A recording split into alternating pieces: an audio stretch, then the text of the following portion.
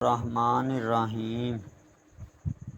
ایک دفعہ مولا علی رضی اللہ کہیں بیٹھے ہوئے تھے۔ ایک صحابی مولا علی رضی اللہ کے پاس آیا اور عرض کیا، مولا علی، میں نے سنا ہے کہ آپ کی جو تلوار ہے وہ ذوالفقار، یہ پہاڑ کو بھی چیر دیتی ہے، کیا یہ بات صحیح ہے؟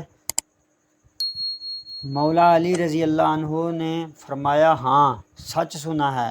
اس نے کہا، مولا علی رضی اللہ، آپ مجھے اپنی تلوار دیں گے؟ آزما کر دیکھنا چاہتا ہوں۔ مولا علی رضی اللہ عنہ نے فرمایا، اس شخص نے زور سے دیوار پہ ماری لیکن کچھ نہیں ہوا۔ تو اس نے حضرت علی رضی اللہ سے کہا کہ آپ تو کہہ رہے تھے کہ پہاڑ توڑ دیتی ہے، لیکن یہ تو دیوار کو کچھ نہیں ہوا۔